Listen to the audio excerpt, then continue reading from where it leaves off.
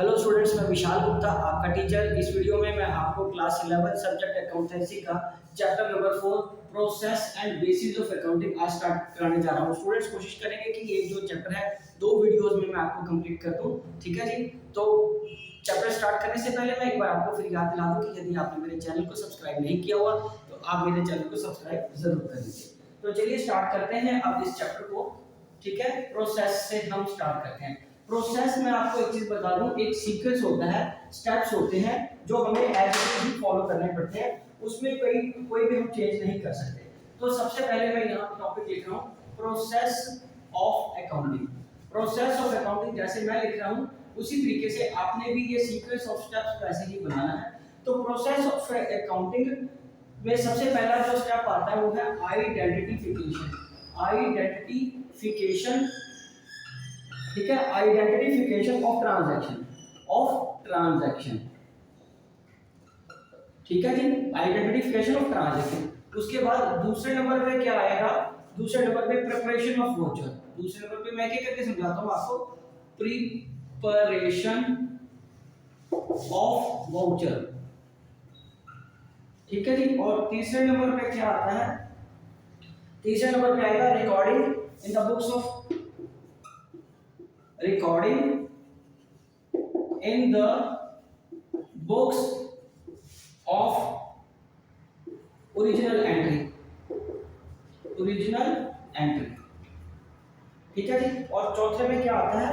Posting to ledger. चौथे में क्या आता है? Posting to ledger. और पांचवें में क्या आता है? पांचवें में preparation of trial balance, preparation of trial balance, ठीक है जी, एंड फाइनेंशियल स्टेटमेंट्स। तो चलिए ये एक एक करके मैं आपको समझाता हूँ। पहले आप इसको स्टेप्स को अंडरस्टैंड करिए। ये स्टेप है, ये सीक्वेंस में रहेंगे, इसको हम चेंज नहीं कर सकते। सबसे पहले आइडेंटिफिकेशन ऑफ ट्रांजैक्शन, फिर प्रिपरेशन ऑफ वाउचर, उसके बाद recording in the books of original entry, फिर पोस्टिंग टू लेजर एंड पांचवा preparation of trial balance and financial statements. चलिए स्टूडेंट्स, मैं अब इसको इरेज कर रहा हूं, तो एक एक करके पॉइंट को हम एक्सप्लेन करते जाते हैं। मैं आपको एक्सप्लेन करूंगा कि इसका क्या मतलब होता है। ठीक है जी। तो आप मेरे साथ इसको करिए, ये प्रोसेस आप तब तक याद करिए। आप स्टूडेंट्स टेक्नोलॉजी के समय में पढ़ाई कर रहे हो, आप वीडियो को स्लो करके पॉज करके अपने नोट्स पूरे कर सकते हो। आप रिवीजन भी मेरे चैनल से कर सकते हो। चलिए, तो पहला पॉइंट क्या आता है हमारे पास यहाँ पे? आइडेंटिफिकेशन। ठीक है, आइडेंटिफिकेशन ऑफ ट्रांजैक्शन। तो आइडेंटिफिकेशन ऑफ ट्रांजैक्शन का क्या मतलब है? पहले हमें आइडेंटिफाई करना है कि वो ट्रांजैक्शन बिजनेस से रिलेटेड है या नहीं है। अगर वो बिजनेस से रिलेटेड नहीं है तो हम उसको रिकॉर्ड नहीं करेंगे। दूसरी बात, आइडेंटिफिकेशन के साथ साथ हमें उसमें ये भी देखना कि क्या वो मॉनेटरी टर्म्स में कन्वर्ट हो सकती है। यदि वो मॉनेटरी टर्म्स में कन्वर्ट नहीं हो सकती तो हम उसको रिकॉर्ड नहीं करेंगे। सपोज किसी एम्प्लॉय की ऑनेस्टी, मार्केट में तेजी का मोल है, मंदी का मोल है, वो चीजें हम मॉनेटरी वैल्यूज में नहीं लिख सकते। आज सेल नहीं हुई, आज सेल ज्यादा हुई, ये चीजें नहीं लिख सकते। कितने रुपए की सेल हुई है हमें वो लिखना है। जो चीजें हम क्वांटिफाई कर सकते हैं, मनी में कन्वर्ट कर सकते हैं, उसी को ही रिकॉर्ड करेंगे। तो ये आ जाएगा identification of transaction which can not be. Identification में it must be related to business. पहले तो ये आइडेंटिफाई करना है, उसके बाद दीज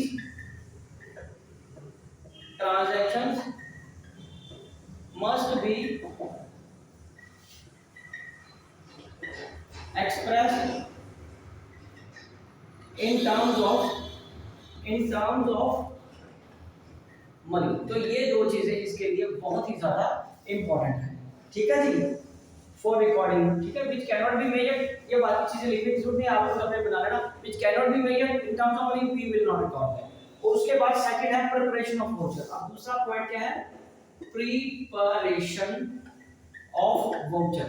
अब प्रिपरेशन ऑफ वाउचर का क्या मतलब होता है? पहली बात कि वाउचर क्या होता है, मैं आपको पहले वाउचर का थोड़ा सा समझाता हूँ। पिछली बेसिक टर्म में मैंने बताया था, इट इज अ या an evidence to support a transaction, support a transaction. ठीक है, कोई एविडेंस, फॉर एग्जांपल जैसे कोई बिल हो गया, ठीक है, वो चीजें क्या होती है, हमारा वाउचर होता है कि वो एक तरह का हमारे पास एविडेंस है कि ट्रांजैक्शन टेक प्लेस की है। मैंने ये 30 रुपए का पेन खरीदा है, तो इसका मुझे बिल होना चाहिए मेरे पास बुक्स में एंट्री करने के लिए। एजम्पशन नहीं लेंगे, ये तो पता ही है 30 का, इसमें क्या पूछने वाली बात है, नहीं, जब तक हमारे पास बिल नहीं होगा इसकी एंट्री नहीं डलेगी। तो प्रिपरेशन ऑफ वाउचर का क्या मतलब होता है कि सोर्स डॉक्यूमेंट की वजह से, सोर्स डॉक्यूमेंट आर रिक्वायर्ड, कि वो शुरू कहां से हुआ, ठीक है, सोर्स डॉक्यूमेंट्स आर रिक्वायर्ड, ठीक है, फर्स्ट ऑफ ऑल, ठीक है, रिकॉर्डेड ऑन वाउचर्स, वो वाउचर में एंट्री पड़ती है, उसके बाद and on the basis of those vouchers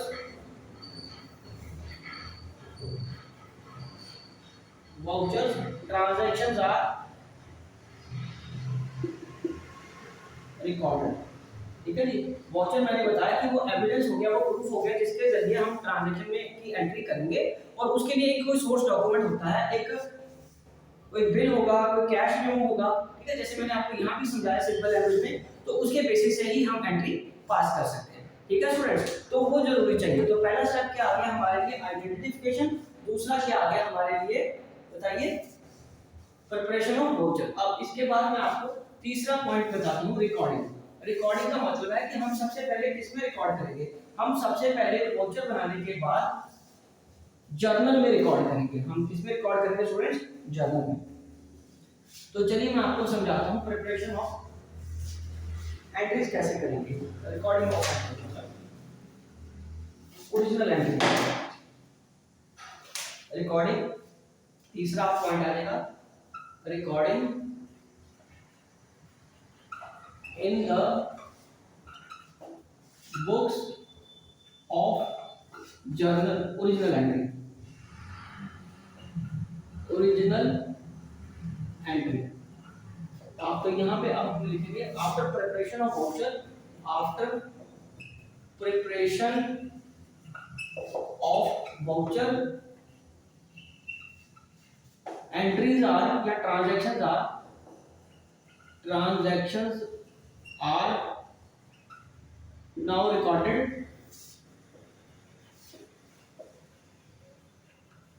in the books of original entry। ठीक है, दैट इज, वो क्या होता है, वो होगा जर्नल।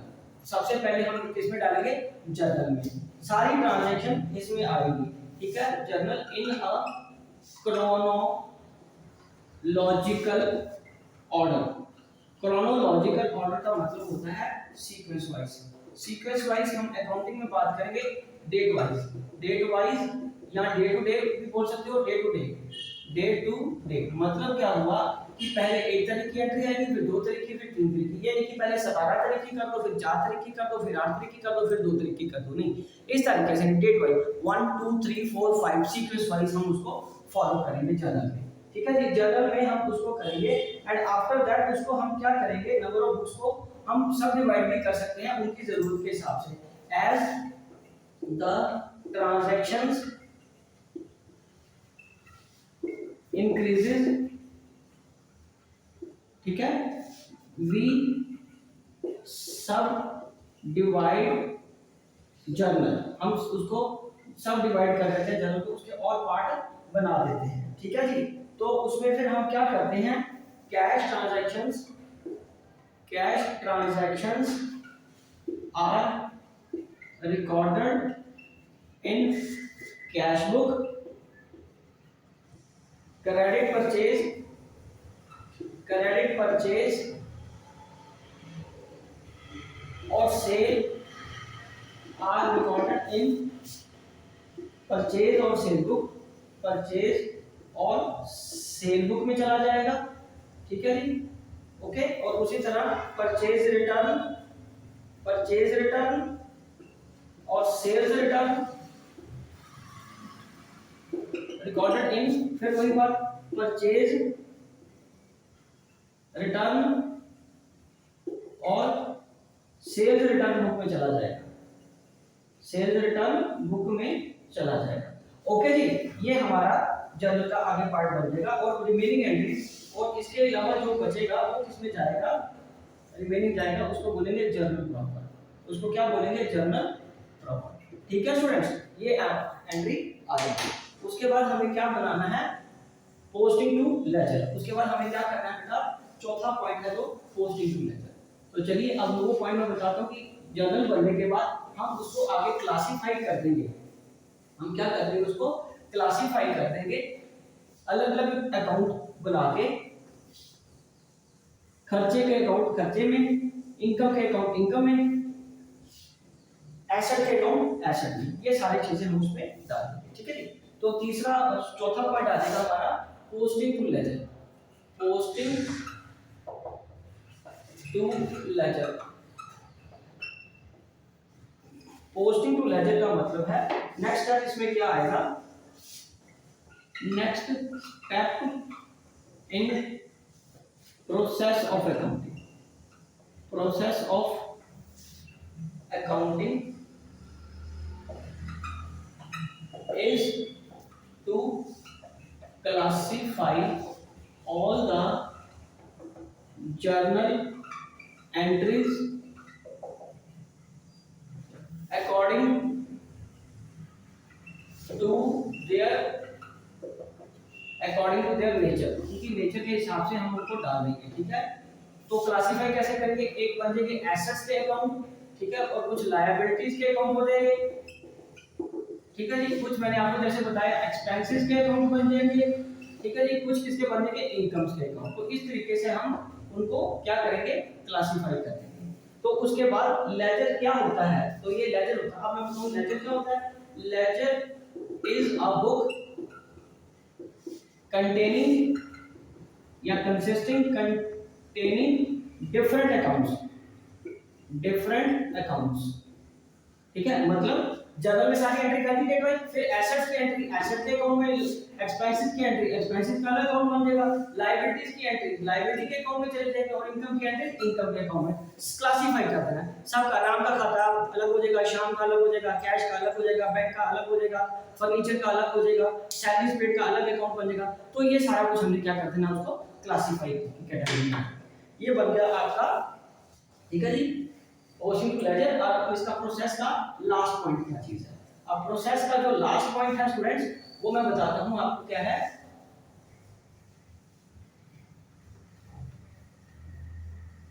प्रोसेस का लास्ट पॉइंट जो है वो है preparation of trial balance. Fifth point, preparation, preparation of, दोबारा साफ नहीं लिखा गया, preparation of trial balance and financial statements, ठीक है। ये आ गया preparation of trial balance and financial statements. अब प्रिपरेशन ऑफ ट्रायल बैलेंस में क्या होता है, सबसे पहले ट्रायल बैलेंस क्या होता है, ठीक है। ट्रायल बैलेंस क्या होता है पहले वो बताता हूं। Trial balance is a statement consisting balances of accounts, balances of accounts of ledger, ठीक है। It is a statement consisting of balances of accounts of ledgers in a summary form, एक summary form में होते हैं इकट्ठे, ठीक है जी। To check the accuracy of the entries passed ठीक है, in the books, in the books. ये हमारा क्या हो गया, ट्रायल बैलेंस। लेजर से हम क्या बनाएंगे, लेजर से हम बनाएंगे आगे ट्रायल बैलेंस, उसके बैलेंसेस को लेके, क्योंकि एक साइड हमें डेबिट करनी होती है, दूसरी साइड हमें क्रेडिट करनी होती है, तो डेबिट और क्रेडिट मैच करना होता है हमें ट्रायल बैलेंस में, उससे हमें उसकी अर्थमेटिकल एक्यूरेसी के बारे में पता चलता है। So trial balance has two sides, one is debit and other is credit, other is credit. Trial balance is prepared to check the accuracy of books of accounts। ठीक है, ये ट्रायल बैलेंस बनाया जाता है एक्यूरेसी को check करने के लिए कि क्या हमने डेबिट क्रेडिट ठीक पोस्ट किया है या नहीं किया। तो इसके बाद मैं अभी आपको बताऊंगा कि फाइनेंशियल स्टेटमेंट्स क्या होती है। फाइनेंशियल स्टेटमेंट, ये ट्रायल बैलेंस तो आपने लिख ही लिया है, चलिए अब फाइनेंशियल स्टेटमेंट के बारे में आपको बताता हूँ, इसी के अंडर क्या आएगा। प्रिपरेशन ऑफ ट्रायल बैलेंस हो गया ना, अब हम बात करेंगे फाइनेंशियल स्टेटमेंट्स की। तो फाइनेंशियल स्टेटमेंट्स क्या होती है, financial statements are the end result of the accounting process in which a business comes to know about the profit earned or loss incurred during the year